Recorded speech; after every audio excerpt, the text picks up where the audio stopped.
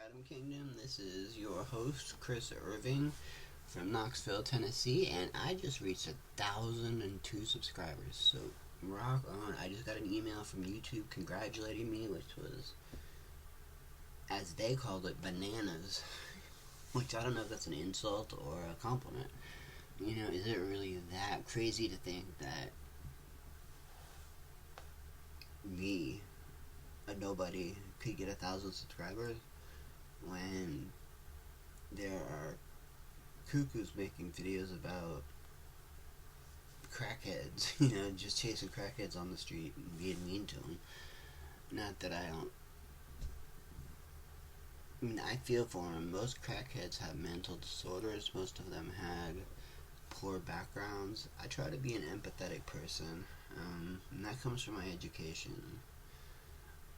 20 years of studying the brain and why people do certain things that they do.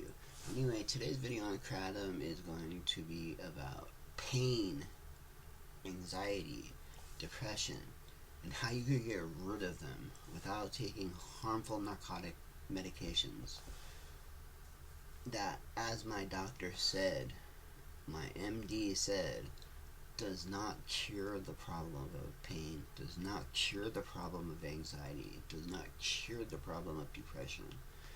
It only is a band-aid until you're strong enough to deal with it on your own. And these educated MDs are supposed to determine when I'm strong enough, when I'm the one living in this eggshell, who has a headache every day because my mind is going. Anybody with anxiety knows that it's a sickness, it's an illness. It's just like cutting your face, you know what I mean? It's gotta heal. And it takes time for it to heal. And you leave a band-aid on until it's healed.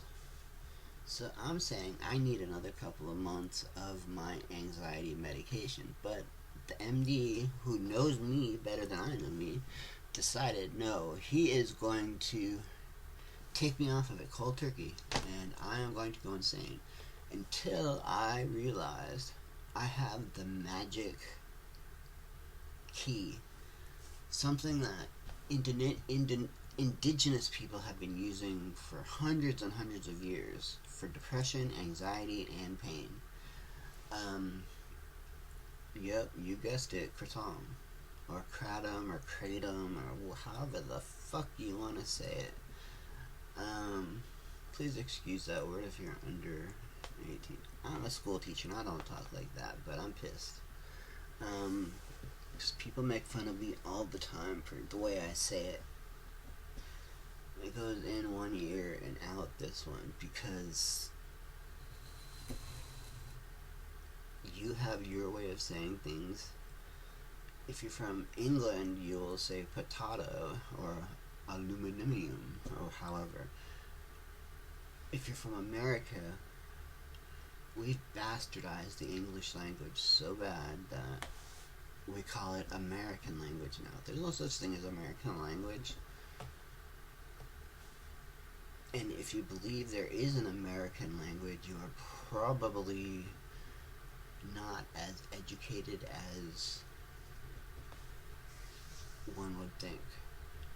Because we speak English, because we came from England. And when we took the English language, we bastardized it, we killed it. We used double negatives, I ain't got no, drives me crazy. But I try to look past that because I'm just saying people from different regions speak differently, just like people from different countries speak differently. My friend in the Philippines, she still says of course, O-B-C-O-U-R-S-E. Of course I'm your friend. And I don't freak out on her because that's the way she hears it. So if you heard it for the first time as kratom, more power to you, brother. I'm telling you, in Indonesia, where the word came from, they call it kratom or kratom. And for most people that work in the kratom industry, they'll call it kratom. because it's just the least offensive of all ways to say it. So anyway, my anxiety. I woke up this morning and I don't have an anxiety medication, so have rapid speech, and my mind is going all over the place. I'm flip flopping back and forth. I'm crazy. I am mentally not right.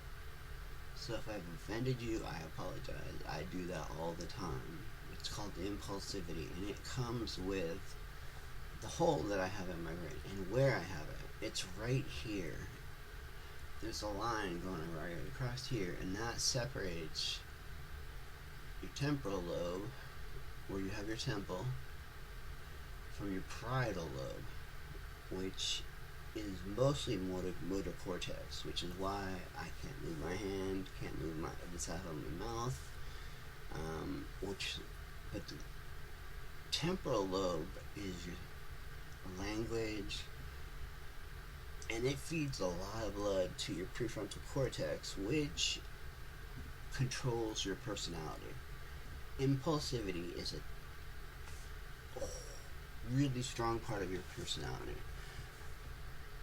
I can't control. I can if I really work hard at it. But it's one of those things I haven't conquered yet. People say something to me that I don't like, I immediately puff up and get all old school Chris. Yo, what are you gonna do about it? Push, punch, whatever. I was a bad dude at one point in my life before I got sick and weak and have no balance. I got beat up by a 24-year-old kid that's half my size because he hit me from behind. If that would have happened before, it would have been a bloodbath. I would have beat him, his father, his other brother, and maybe my sister, because she decided she's a woman, so she's gonna put her hands on me. She punched me in the face, knocked me on she's 100 pounds heavier than me, and she's a girl, and I put 2 fingers on her forehead, and I said, get out of my room, get out of my room. She refused. She said, I'm a girl, and threw her 300-pound body on top of mine until my dad had to come in, pick her up, and carry her out of my room and say, not in my house. We don't fight each other in my house. And he was absolutely right. She got so pissed off that Daddy didn't protect her for me putting my fingers on her forehead, and when I did it, I pushed her head back and it jerked her neck.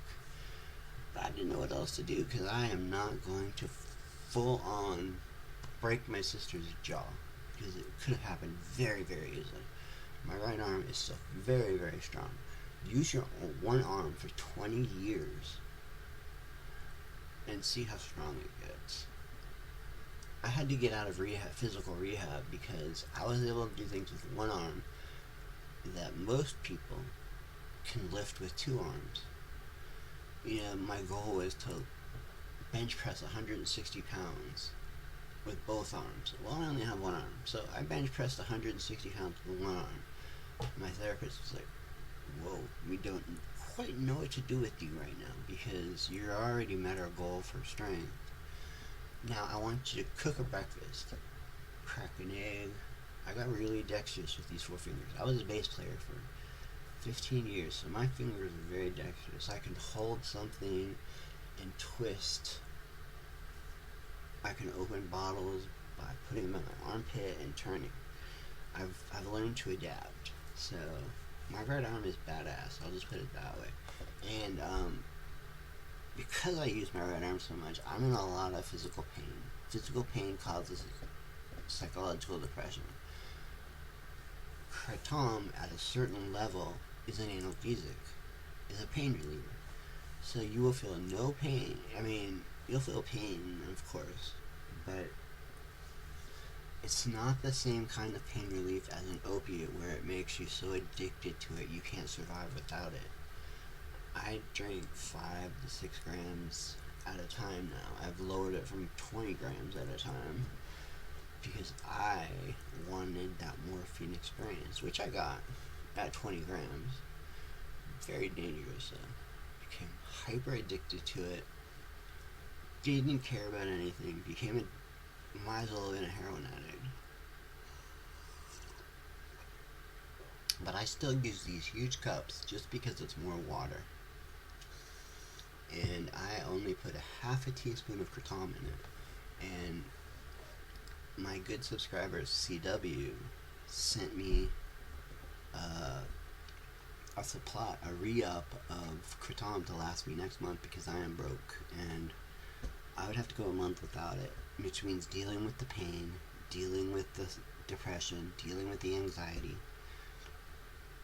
I don't know if psychologically I could handle that. So last time I had to do that, I had to go to the hospital, and they had put me in an institution where they could keep me under 24-hour surveillance for suicide watch. I'm sorry to say thank you everybody for 1,000 subscribers. I refuse to make a Patreon. I refuse to make a join because I do this for free because I think it's a good cause. To get rid of opiates, to help you guys get off of anxiety medication. Because I'm not really all that anxious right now. I mean, I'm on my second cup of kratom, which is about 10 grams. And I feel okay. I feel like I can survive the day. And one of my arch nemesis is going to work today, which is going to be wonderful. It means I have the whole house to myself with my mom. So I'm going to be okay because I have kratom. Unless they make it illegal, then I'm screwed. Then I'm going the illegal route. I'll have no choice. I mean, if the government wants to screw with my mental health too, Native Americans have been using cannabis thousands of years, hundreds and hundreds of years, peacefully as a medicine, and never once caused them to turn to heroin or anything worse. Drugs to them were medicine. It brought them to a deeper level of thinking, which is what I need. I need to get to a deeper level of my brain because the outside of my brain is not so good. So anyway, you guys, I love you. I hope to see you again. I've got to make 3 videos a month, so you can at least look forward to that. I'm having a really hard time trying to find new videos that keep up with these awesome YouTubers who have cameramen and stories and series and great equipment, professional editors. It's just me in my bedroom, and not even my bedroom, but me in a bedroom,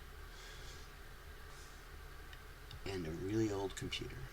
So I beg you to deal with the quality. I don't know how loud this is going to be because I'm using a different microphone, which is probably a mistake, but I just really had the urge to make a video, and I got motivated because I was drinking my kratom. So have a great rest of your day, y'all. Peace out. Love you. Bye.